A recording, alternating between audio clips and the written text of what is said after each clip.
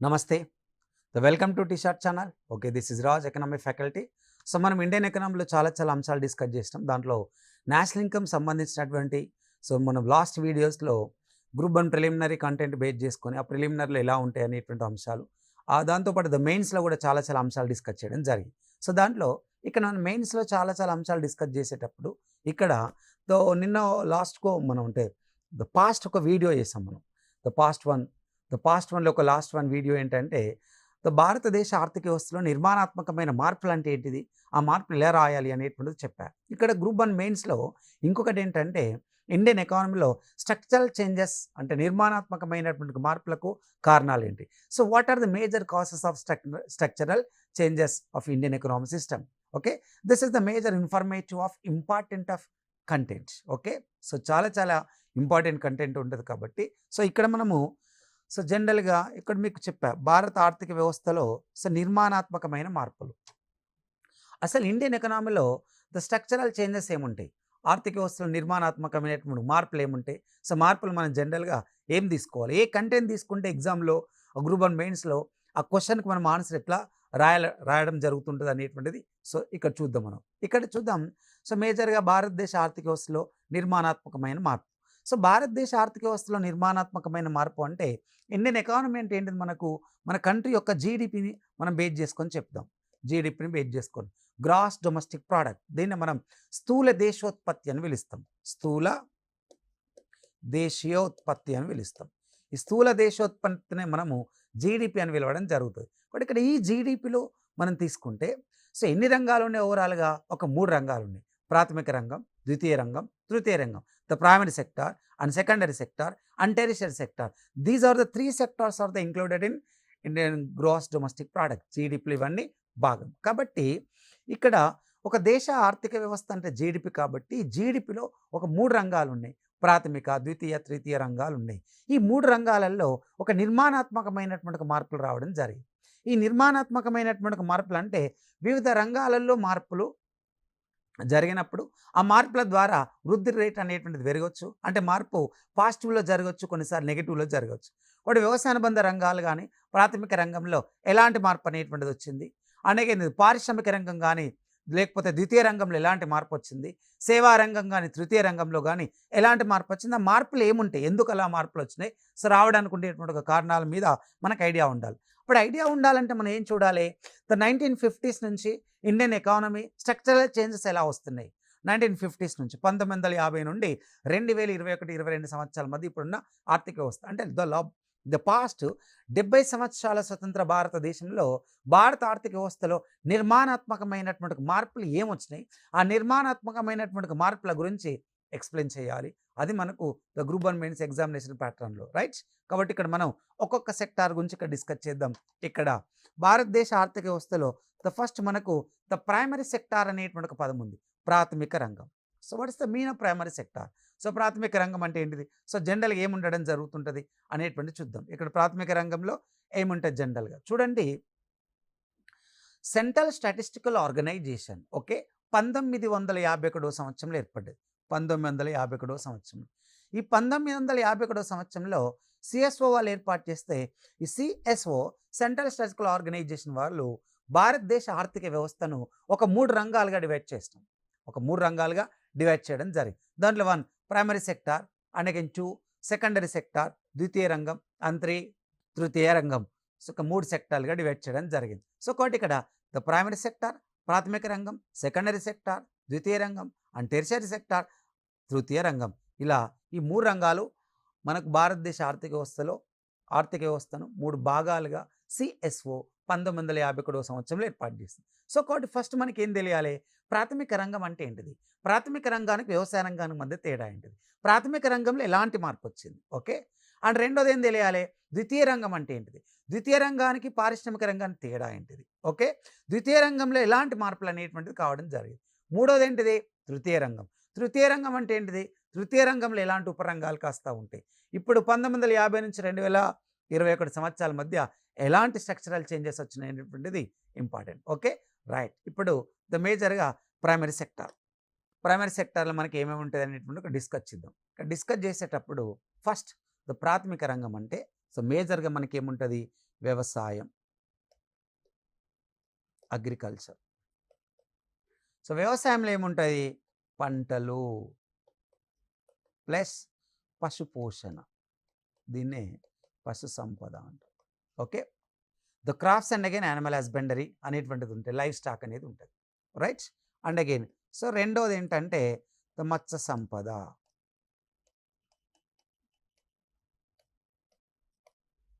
The fishery అనేటువంటిది ఉంటుంది. And మూడోది ఏంటంటే సో మనకు అటవీ సంపద, ఫారెస్ట్రీ ఉంటుంది. ఓకే, ద వ్యవసాయం, ద మత్స్య సంపద, అటవీ సంపద. అండ్ అగైన్ 4 ఏముంటుంది అంటే ద గనుల త్రవ్వకం, right. Here is the mining. ఓవరాల్గా ద ప్రైమరీ సెక్టార్స్ నువ్వు కన్సిడర్ చేస్తే the agriculture and fishery and forestry and mining. Okay, so ఓవరాల్గా ఇలా 4 ఉంటాయి. ఈ 4 ప్రాథమిక రంగంలో భాగము అన్నట్టు. ఈ 4 ప్రాథమిక రంగంలో భాగమైతే కొన్నిసార్లు నేను ఒక పదాలు వాడుతున్నా, ప్రాథమిక రంగం, వ్యవసాయ రంగం అనేటువంటి ఒక 2 పదాలు వాడుతున్నా.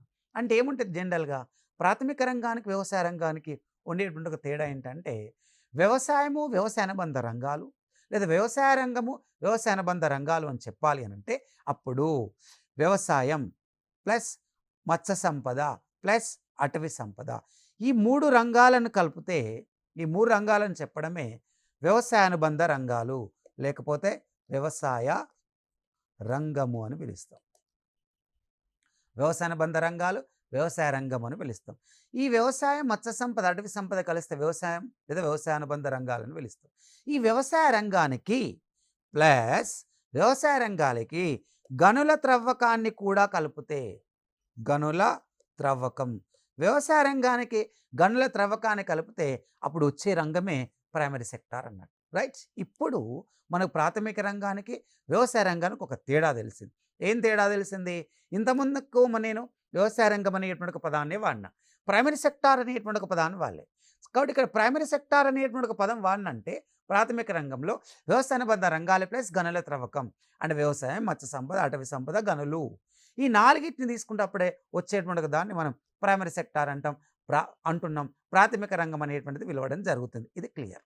ఓకే, ఇప్పుడు వ్యవసాయ రంగానికి ప్రాథమిక రంగానికి తేడా ఏమున్నది? మనకు ఓన్లీ గనుల త్రవ్వకమే. గనుల త్రవ్వకం వ్యవసాయ రంగాన్ని కలిపితే వచ్చేది ప్రాథమిక రంగం. ప్రాథమిక రంగం నుండి గనుల త్రవ్వకాన్ని తీసేస్తే వచ్చేదే వ్యవసాయ రంగము అన్నట్టు, రైట్. ఇప్పుడు మనకు బట్ ఇక్కడ నేనేమన్నా ప్రాథమిక రంగం అన్నా అంటే వ్యవసాయ రంగం ప్లస్ గనుల త్రవ్వకం ఈజ్ ఈక్వల్ ప్రాథమిక రంగము అన్నట్టు, ఇది మ్యాటర్. ఇప్పుడు అయితే ఎగ్జామ్లో వ్యవసాయ రంగం అనేటువంటి ఒక పదం అనొచ్చు, ప్రాథమిక రంగం అనే పదం అనొచ్చు. వ్యవసాయ రంగం అనే పదం అన్నప్పుడు మాత్రం కేవలం వ్యవసాయం, మత్స్య సంపద, అటవీ సంపదే ఉంటుంది. ప్రాథమిక రంగం అనే పదం అన్నప్పుడు వ్యవసాయ రంగంలో భాగంగా వ్యవసాయం, మత్స్య సంపద, అటవీ సంపద ప్లస్ గనుల త్రవ్వకం, ఈ 4 కలిపితే అప్పుడు ప్రాథమిక రంగం అనేది ఒక పదం వస్తుంది. కాబట్టి ఇప్పుడు మనకు భారతదేశంలో స్వతంత్ర భారతదేశాన్ని పరిశీలించినప్పుడు ప్రైమరీ సెక్టార్ ఎలా ఉండే, స్వతంత్ర భారతదేశం తర్వాత 2021 సంవత్సరం నాటికి మన ఇండియాలో ప్రాథమిక రంగంలో ఎలాంటి మార్పులు అనేటువంటిది రావడం జరిగింది. దిస్ ఇస్ ద నిర్మాణాత్మకమైన మార్పులు, it means the structural changes. Okay, ఇక్కడ ఈ స్ట్రక్చరల్ చేంజెస్ ఎలా రావడం జరిగింది?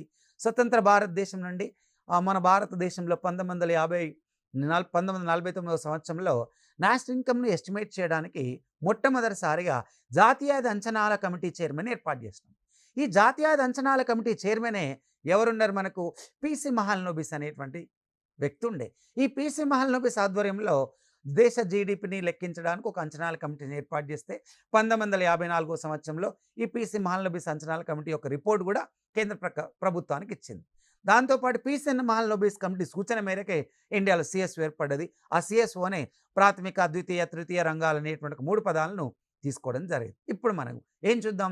ద ప్రైమరీ సెక్టార్లో స్ట్రక్చరల్ చేంజెస్ అనేటువంటిది ఎలా రావడం జరిగింది అనేది చూద్దాం. Okay, right. ఇప్పుడు ఎగ్జాక్ట్లీ మనం ద ప్రైమరీ సెక్టార్ గురించి అక్కడ డిస్కస్ చేద్దాం. సో ఇక్కడ తీసుకుంటే 1951 సంవత్సరంలో భారతదేశంలో ప్రాథమిక రంగ వాటాను మనం పరిశీలిస్తే 56% వరకు ఉండే. 56% వరకు ఉండే అంటే ఏమన్నట్టు 56%లో ఎవరెవరు ఉన్నారు? వ్యవసాయము అండ్ అగైన్ మత్స్య సంపద, అటవీ సంపద, గనులు ఇలా 56% ఉండే. అండ్ 2021 సంవత్సరాన్ని బేస్ చేసుకుంటే భారతదేశంలో ప్రాథమిక రంగ వాటా ఎంత ఉండడం జరిగిందంటే 2021 మనం కన్సిడర్ చేస్తే మోర్ దెన్ 20% ఉన్నాయి. 20% కంటే ఎక్కువ ఉంది. ప్రాథమిక రంగ వాటా 20% కంటే ఎక్కువగా ఉండడం జరిగింది. అంటే ఒకప్పుడు భారతదేశంలో ప్రాథమిక రంగం వాటా ఎక్కువగా ఉంటే ఇప్పుడు ప్రాథమిక రంగం యొక్క వాటా మెల్లిమెల్లిగా తగ్గిపోయింది. ఎందుకు? Why the primary sector has decline. Okay, why the primary sector has reduced. ఎందుకు తగ్గిపోయింది? సో తగ్గిపోవడానికి ఉండేటువంటి ద మేజర్ రీజన్స్ ఏంటి? ఓకే, ఎలాంటి కారణాలు ఉండడం జరిగింది అనేది ఇక్కడ చూద్దాం. ఇక్కడ చూసేటప్పుడు సో మేజర్గా బేస్ చేసుకునేటప్పుడు సో భారతదేశంలో ప్రాథమిక రంగం వాటా పెరిగిందంటే మన ఇండియాలో పారిశ్రామిక సేవా రంగాల వాటా పెరిగింది క్రమక్రమంగా.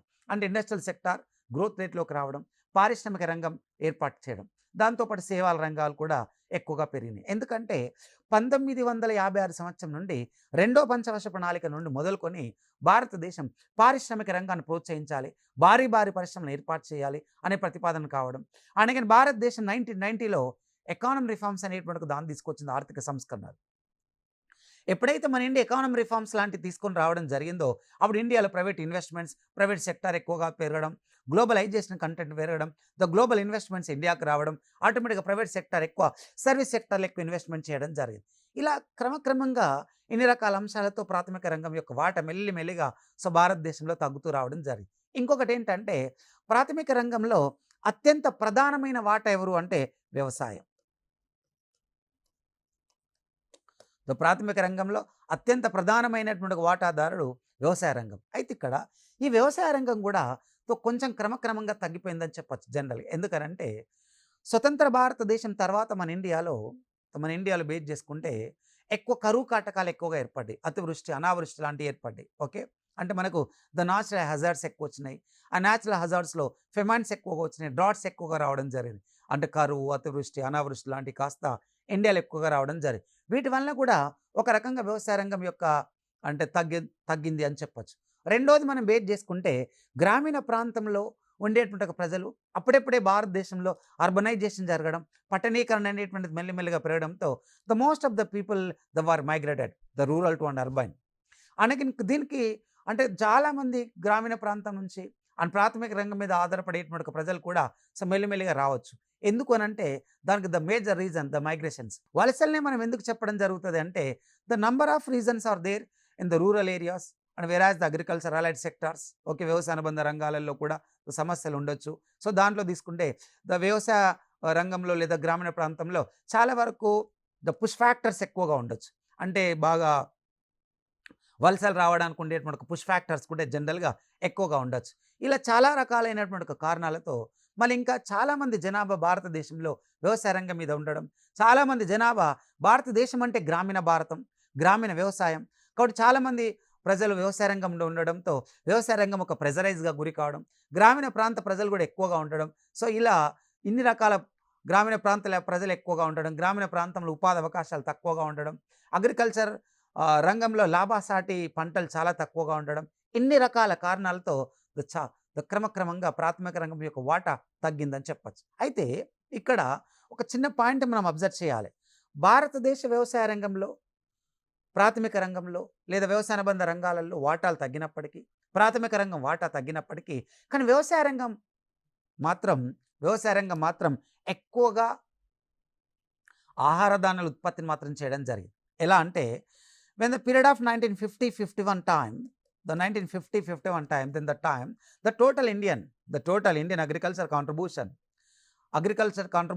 ఎక్కువగా ఉండే. At the same time, when the period of 1950-51, Indian యొక్క ఫుడ్ గ్రెయిన్స్ పర్సెంటేజ్ కూడా ఎక్కువగా ఉండే, ఆహార ధాన్యాలు కూడా ఎక్కువగా ఉండే. ఆహార ధాన్యాలు 1950-51లో తీసుకుంటే just only the 51 million tons of food grains ఉండే. 51 మిలియన్ టన్నుల ఆహార ధాన్యాలు మాత్రమే ఉండే జనరల్గా. అంటే here is the most of the aspirant here is the just watching. ఇక్కడ బాగా అబ్జర్వ్ చేయండి.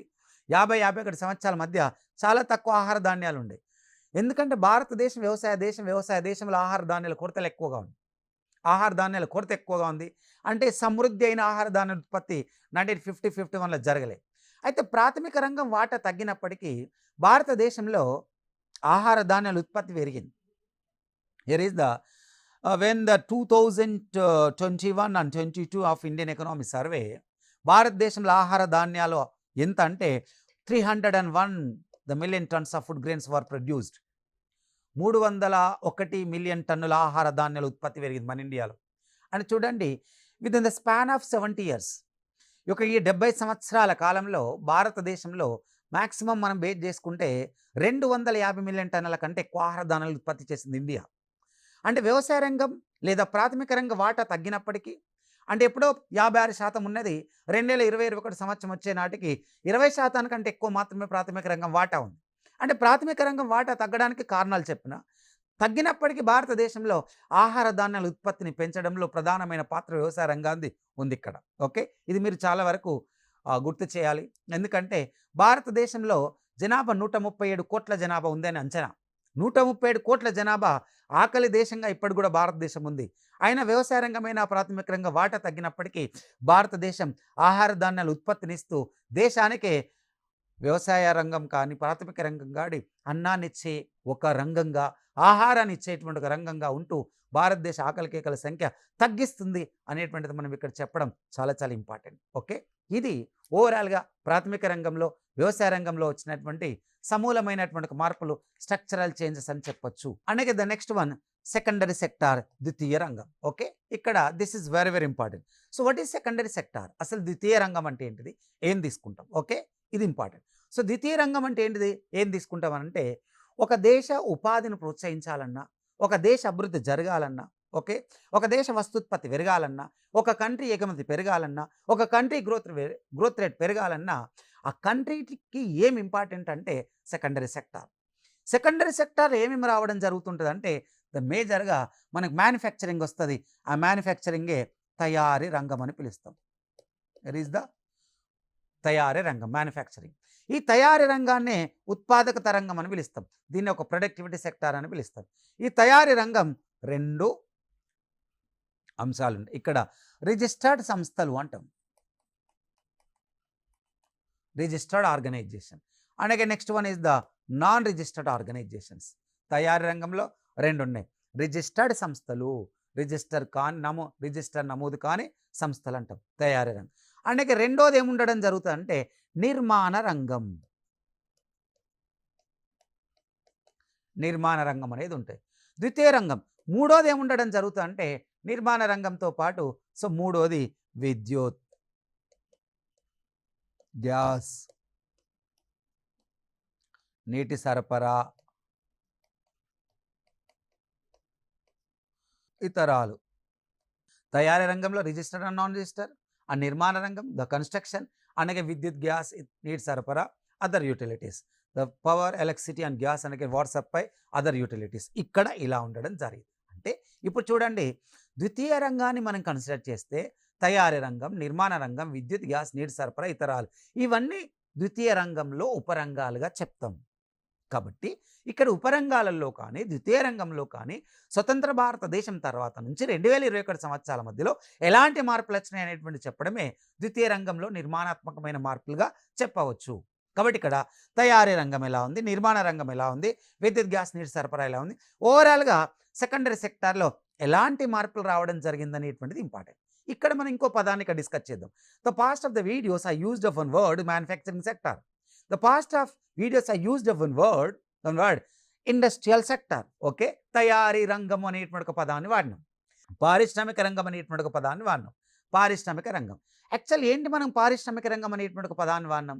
సో పారిశ్రామిక రంగం అంటే ఏంటిది, జనరల్గా ఎలా ఉంటుంది? ద్వితీయ రంగానికి పారిశ్రామిక రంగానికి ఏమైనా సంబంధం ఉంటుందా అని అంటే, వ్యవసాయ రంగం అనేటువంటి ఒక పదం విన్నాం, ప్రాథమిక రంగం అనే పదం విన్నాం. ప్రాథమిక రంగానికి వ్యవసాయ రంగానికి తేడా ఏంటిది? గనుల త్రవ్వకం మాత్రమే, గనుల త్రవ్వకం మాత్రమే. కాబట్టి ఇక్కడ తయారీ రంగం, నిర్మాణ రంగం, విద్యుత్, గ్యాస్, నీటి సరఫరా, ఈ 3 రంగాలను కలిపితే దాన్ని మనం ద్వితీయ రంగం అన్నాం. కాబట్టి ద్వితీయ రంగానికి గనుల త్రవ్వకాన్ని కలిపితే, గనుల త్రవ్వకం, ద్వితీయ రంగానికి గనుల త్రవ్వకం కలిపితే వచ్చిన దాన్నే మనం ఏమంటాం? పారిశ్రామిక రంగము అని పిలుస్తాం. ద్వితీయ రంగానికి ద గనుల త్రవ్వకాన్ని కలిపితే వచ్చిన రంగమే ప్రాథమిక రంగం. ఇది ఇంపార్టెంట్. ఓకే. So right. ఇప్పుడు చూడండి, ద్వితీయ రంగం అంటే ఏముంది? తయారీ రంగం, నిర్మాణ రంగం, విద్యుత్, గ్యాస్, నీటి సరఫరా, ఇతరాలు. వీటిని తీసుకుంటే మనకి ఏముంది? సో ద్వితీయ రంగం ఉంది. ఈ ద్వితీయ రంగాన్ని గనుల త్రవ్వకాన్ని కలిపితే వచ్చిన రాన్ని ఏమంటాం? పారిశ్రామిక రంగం. ఇది మ్యాటర్. కాబట్టి ఇప్పుడు ఎగ్జాక్ట్లీ నేను పారిశ్రామిక రంగం అనే పదాన్ని ఎప్పుడైతే వాడినో అప్పుడు వ్యవసాయ రంగం అనే పదాన్ని వాడాలి. పారిశ్రామిక రంగం అనే పదాన్ని ఎప్పుడైతే వాడతానో అప్పుడు గనుల త్రవ్వకం పరిశ్రమలలో భాగం. పారిశ్రామిక రంగం అనే పదాన్ని ఎప్పుడైతే వాడతానో అప్పుడు వ్యవసాయ రంగం ఉంటుంది. వ్యవసాయ రంగంలో గనుల త్రవ్వకం అనేటువంటివి ఉండే. కాబట్టి when I using of agriculture, here is the industrial there. Okay. When I using of primary sector, here is then ఆటోమేటిక్గా ఐ హ్యావ్ టు యూస్ ద్వితీయ రంగం. ఇట్లా సెకండరీ సెక్టార్ అని వాడతాం. ఇప్పుడు ఎగ్జాక్ట్లీ ఈ పదాలలో మనకు జనరల్గా కనబడడం జరిగింది. బట్ ఇక్కడ మనం ఏం చూస్తున్నాం? ద్వితీయ రంగం అనేటువంటి ఒక పదమే నేను చెప్తున్నా. అప్పుడు గనుల త్రవ్వకం వాటి ఎక్కడ ఉంటుంది? ప్రాథమిక రంగంలో ఉంటుంది. సో ద్వితీయ రంగంలో ఉండేటువంటి అంశాల గురించి ఇక్కడ డిస్కస్ చేసినాం. దాంట్లో ఏమేమి వస్తాయి అనేటువంటిది. ఇక్కడ 1950వ సంవత్సరంలో ద్వితీయ రంగ వాటా 16% ఉంది. 16% ఉంది. 1950వ సంవత్సరంలో ద్వితీయ రంగ వాటా 50% ఉంది. ఇప్పుడు 2021 సంవత్సరం నాటికి ద్వితీయ రంగ వాటాను మనం పరిశీలిస్తే ఎగ్జాక్ట్లీ ఒక 26% వరకు ఉన్నది. 1950వ సంవత్సరంలో 16% ఉంటే 2021 సంవత్సరం నాటికి ద్వితీయ రంగ వాటా 20. అంటే భారతదేశంలో స్వతంత్ర భారతదేశం నుండి ఇప్పటి వరకు మనకు ద్వితీయ రంగ వాటా వాస్తవానికి చాలా వరకు పెరిగింది. ద్వితీయ రంగ వాటా వాస్తవానికి చాలా వరకు పెరగడం జరిగింది. ద్వితీయ రంగ వాటా వాస్తవానికి చాలా వరకు పెరగడం జరిగింది అనేటువంటిది మనం ఇక్కడ డిస్కస్ చేస్తున్నాం. పెరిగింది అనేటువంటిది ఇక్కడ మనకు విజువల్గా కనబడుతుంది. ఇక్కడ విజువల్గా కనబడేటప్పుడు ఎందుకు భారతదేశంలో ద్వితీయ రంగ వాటా పెరిగింది అని అంటే, పెరగడానికి ద మేజర్ రీజన్ ఏంటంటే మన ఇండియాలో ద మ్యానుఫ్యాక్చరింగ్ కాంట్రిబ్యూషన్ చాలా పెరుగుతుంది. ద మ్యానుఫ్యాక్చరింగ్ కాంట్రిబ్యూషన్ అని అంటే తయారీ రంగ వాటా భారతదేశంలో ఎక్కువగా పెరుగుతుంది. తయారీ రంగ వాటా అంటే ఆటోమేటిక్గా మన ఇండియాలో చిన్న పరిశ్రమలు, కుటీర పరిశ్రమలు, మధ్యతర పరిశ్రమలు, భారీ పరిశ్రమలు స్వతంత్ర భారతదేశం తర్వాత నుంచి పెరగడం జరిగింది. స్వతంత్ర భారతదేశం తర్వాత నుంచి మ్యానుఫ్యాక్చరింగ్ కాంట్రిబ్యూషన్ చాలా చాలా పెరిగింది. దాంతో ఎట్ ద సేమ్ టైం భారతదేశంలో పారిశ్రామిక రంగం అంటే పరిశ్రమలలో రిజిస్టర్డ్ పరిశ్రమలు, అన్రిజిస్టర్డ్ పరిశ్రమల యొక్క వాటా కూడా భారతదేశంలో పెరగడం జరిగింది. అండ్ అగైన్ ఇంకొకటి ఏంటంటే ఇక్కడ సెకండరీ సెక్టార్ కాంట్రిబ్యూషన్ ఎక్కువగా పెరగడానికి ఇంకొకటి మీకు ఎగ్జాంపుల్స్ చెప్తా. ద 1991 టైం సో మన ఇండియన్ యొక్క ఎకనామిక్ క్రైసిస్లో ఉండే, ఇండియన్ యొక్క ఎకనామీ ఆర్థిక సంక్షోభంలో ఉండే. ఆర్థిక సంక్షోభంలో ఉన్నది కాబట్టి ఆ ఆర్థిక సంక్షోభం నుంచి బయటపడడానికి 1991లో అప్పటి భారతదేశ ప్రధానమంత్రి గారు పివి నరసింహారావు. ఈ పివి నరసింహారావు గారు భారతదేశంలో ఎకానమిక్ రిఫార్మ్స్ అనేటువంటి ఒక పదాన్ని వాడింది. Economic reforms. ఎప్పుడైతే ఎకానమీ రిఫార్మ్సే ఆర్థిక సంస్కరణలు అనేటువంటి ఒక పదాన్ని ఎప్పుడైతే 1991లో పివి నరసింహారావు ఎప్పుడైతే వాడడం జరిగిందో అప్పుడు యొక్క పివి నరసింహారావు తీసుకొచ్చినటువంటి ఒక మోడల్ ఏంటంటే 1991 ఎకానమిక్ క్రైసిస్లో the major of the content భారతదేశంలో ఇండస్ట్రియల్ సెక్టార్ చాలా తక్కువగా ఉండే. అంటే ఇండస్ట్రియల్ గ్రోత్ రేట్ ఓన్లీ 1% ఉండే. ఒక కంట్రీ యొక్క ఇండస్ట్రియల్ గ్రోత్ రేట్ 1% అంటే ఆ కంట్రీలో మ్యానుఫ్యాక్చరింగ్ కానీ ఇండస్ట్రియల్ సెక్టార్ కానీ పెద్దగా సక్సెస్ కావట్లేదు అన్నట్టు. రైట్. కాబట్టి ఇక్కడ 1991 తర్వాత ఎకానమీ రిఫార్మ్స్లో భాగంగా పివి నరసింహారావు గారు ఎకానమీ రిఫార్మ్స్లో భాగంగా ఎల్పిజి మోడల్ని తీసుకొచ్చింది. Liberalisation, privatisation, globalisation. అంటే ఒకప్పుడు భారతదేశంలో పారిశ్రామిక రంగం మీద ప్రభుత్వం నియంత్రణ అనేటువంటిది కనబడేది. 1991లో the central government has reduced to the government of regulation policies. Government regularisation policies reduce చేయడం జరిగింది. అంటే దాని తర్వాత లైసెన్సింగ్ సిస్టాన్ని సింప్లిఫై చేయడం జరిగింది. అంటే లైసెన్సింగ్ సిస్టాన్ని ఎత్తివేయడం, భారతదేశంలో పరిశ్రమలకు కూడా ప్రోత్సాహం అందించడానికి ప్రైవేట్ రంగాన్ని ప్రోత్సహించడం, ప్రపంచ పెట్టుబడులను ప్రోత్సహించడానికి గ్లోబల్ ఇన్వెస్ట్మెంట్స్ కూడా ఎంకరేజ్ చేయడం జరిగింది. ఓకే. సో ఇలా ఎంకరేజ్ చేయడం వలన భారతదేశంలో ఎప్పుడైతే ఎల్పిజి మోడల్స్ అనేటువంటిది ఎప్పుడైతే మన ఇండియాలోకి రావడం జరిగిందో అప్పుడు పారిశ్రామిక రంగంలో పెట్టుబడులు రావడం, ఆ పెట్టుబడులు రావడంతో భారతదేశం క్రమక్రమంగా పారిశ్రామిక పెట్టుబడి రూపంలో ఇండస్ట్రియల్ అనేటువంటి సక్సెస్ అయింది. అప్పుడు ఆటోమేటిక్గా ద్వితీయ రంగ వాటా పెరుగుతూ వచ్చింది. And at the same time the recent of the contents ఇప్పుడు ఈ మధ్య కాలంలో జరిగినటువంటి ఒక మార్పులు చూద్దాం. 2011వ సంవత్సరంలో భారతదేశంలో యూపీఏ గవర్నమెంట్ ఏం చేయడం జరిగిందంటే ఒక నేషనల్ మ్యానుఫ్యాక్చరింగ్ పాలసీ తీసుకొచ్చింది. నేషనల్ మ్యానుఫ్యాక్చరింగ్ పాలసీ అని అంటే భారతదేశంలో తయారీ రంగ విధానాలను తీసుకొచ్చింది. ఈ నేషనల్ మ్యానుఫ్యాక్చరింగ్ పాలసీలో భాగంగా నిమ్స్ల ఏర్పాటు అండ్ నేషనల్ మ్యానుఫ్యాక్చరింగ్ జోన్స్ని ఏర్పాటు చేయడం, అంటే తయారీ రంగ వాటా పెంచడం, పారిశ్రామిక రంగాన్ని ప్రోత్సహించడం. దాని తర్వాత 2014 సంవత్సరంలో ఎన్డీఏ గవర్నమెంట్ రావడం.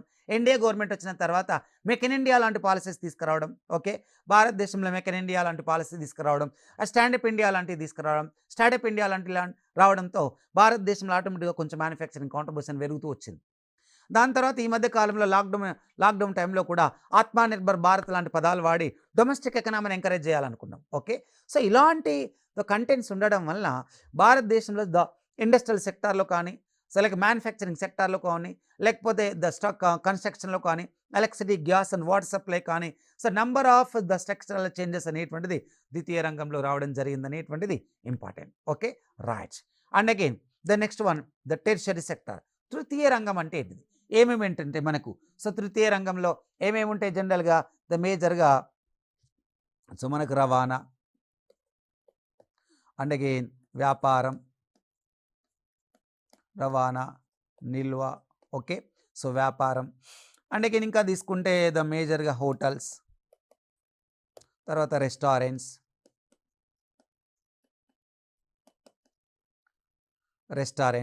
ఓకే, సో తర్వాత banks, the financial, insurance, real estate,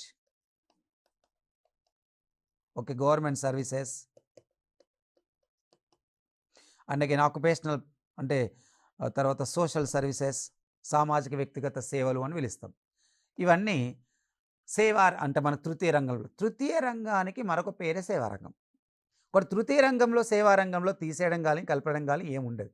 ఎందుకంటే పారిశ్రామిక రంగానికి ద్వితీయ రంగాన్ని తేడా గనుల తవ్వకం, వ్యవసాయ రంగానికి ప్రాథమిక రంగాన్ని తేడా కూడా గనుల తవ్వకం అన్నాం. రైట్, ఇప్పుడు ఎగ్జాక్ట్లీ ఇక్కడ తృతీయ రంగంలో రవాణా, నిల్వ, వ్యాపారం, hotels, restaurant, banks, insurance, real estate, the government services, social services, ఇవన్నీ భాగం. రైట్, ఇప్పుడు భారతదేశంలో తృతీయ రంగంలో నిర్మాణాత్మకమైనటువంటి మార్పులు జనరల్గా ఏమొచ్చాయనేటువంటిది సో మేజర్గా ఇక్కడ డిస్కస్ చేద్దాం. చూడండి, 1951 సంవత్సరంలో భారతదేశంలో మొత్తం సేవారంగ అంటే తృతీయ రంగ వాటా 25% ఉండే. అండ్ 2021 సంవత్సరంలో సో సేవారంగ వాటా బేట్ చేసుకుంటే సో మ్యాక్సిమం మనకు ఒక 54% వరకు ఉంది.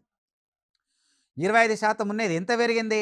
54% వరకు పెరిగింది. అంటే చాలా చాలా మార్పులు వచ్చినాయి. ఈ చాలా మార్పులు రావడానికి ద రీజన్ తీసుకుంటే యాక్చువల్లీ 1950 నుంచి 1990 మధ్యలో సేవారంగంలో కానీ తృతీయ రంగంలో కానీ నిర్మాణాత్మకమైనటువంటి మార్పులు పెద్దగా రాలే. కానీ 1990 సంవత్సరం తర్వాత భారతదేశంలో సో నిర్మాణాత్మకమైనటువంటి మార్పులు చాలా వరకు వచ్చినాయి. అదేంటంటే 1991 ఎకానమీ రిఫార్మ్స్ ఎప్పుడైతే తీసుకొని రావడం జరిగిందో, 1991 ఎకానమీ రిఫార్మ్స్ ఎప్పుడైతే రావడం జరిగిందో అప్పటి నుంచి మన భారతదేశంలో విద్యా, వైద్య, ఆరోగ్య రంగాలలో మార్పులు రావడం, టెక్నాలజీ మన ఇండియాలోకి రావడం, ఇన్ఫర్మేషన్ టెక్నాలజీ ఎక్కువగా రావడం, గ్లోబలైజేషన్ ఇన్వెస్ట్మెంట్స్ మన ఇండియాలోకి రావడం, ఆ ప్రపంచ పెట్టుబడులలో, ప్రైవేట్ పెట్టుబడులలో సేవారంగ పెట్టుబడులు ఎక్కువగా ఉండడం. ఓకే, అందుకే సర్వీస్ సెక్టార్ కాంట్రిబ్యూషన్ ఎక్కువగా పెరగడం. సో దాంతోపాటు ఎప్పుడైతే పట్టణీకరణ జరగడం జరిగిందో, అంటే మన 1990s తర్వాత ఇండియాలో అర్బనైజేషన్ బాగా పెరిగింది. అర్బనైజేషన్ ఎప్పుడైతే బాగా పెరగడం జరిగిందో అప్పుడు సేవల రంగ పాత్ర పెరిగింది, సర్వీస్ సెక్టర్ బాగా పెరిగింది. అందుకే ఆర్థిక వ్యవస్థలో అప్పుడు కూడా ప్రపంచం 90s తర్వాత ప్రపంచంలో ఇన్ఫర్మేషన్ టెక్నాలజీ కాంట్రిబ్యూషన్ పెరగడం. ఓకే, ఒక సిస్టమేటిక్ చేంజెస్ అనేటువంటిది ప్రపంచంలో రావడం, దాని ఒక ఇంపాక్ట్ కూడా మన ఇండియాలోకి రావడంతో భారతదేశంలో కూడా ఒక ఎల్పిజి మోడల్ ప్రవేశపెట్టేటప్పుడు ద ప్రైవేటైజేషన్, గ్లోబలైజేషన్, లిబరలైజేషన్ కంటెంట్లో భాగంగా సర్వీస్ సెక్టార్ ఇన్వెస్ట్మెంట్స్ ఎక్కువ వచ్చినాయి, సర్వీస్ సెక్టార్ కాంట్రిబ్యూషన్ పెరిగింది, టెక్నాలజీ పెరిగింది, ఇన్నోవేషన్స్ ఎక్కువగా పెరిగినాయి. ఆటోమేటిక్గా భారతదేశంలో సేవారంగం అభివృద్ధి అనేటువంటిది రావడం జరిగింది. కాబట్టి ఇవి సో మన ఇండియాలో సేవారంగంలో నిర్మాణాత్మకమైనటువంటి మార్పులుగా క్లియర్గా చెప్పచ్చు. Okay my dear students, here is the my dear aspirants. So నేను మీకు ఇక్కడ ఏం చెప్పినాదో భారతదేశంలో రావడానికి ఉండేటువంటి ఒక కారణాలు అంటే నిర్మాణాత్మకమైనటువంటి మార్పులు రావడానికి కారణం. ఇది ఎక్స్క్లూజివ్ ఓన్లీ గ్రూప్ 1 మెయిన్స్. కాబట్టి ఇక్కడ మనకి ఏముంది, ద ఫ్యాక్ట్స్ చెప్పిన కరెంట్ ఎకనామీతో పాటు ద కాన్సెప్ట్ ఓరియంటేషన్తో నేను మీకు ఎక్స్ప్లెయిన్ చేయడం జరిగింది. ఓకే, సో నమస్తే, కీప్ వాచింగ్ టీసాట్ ఛానల్. నమస్తే.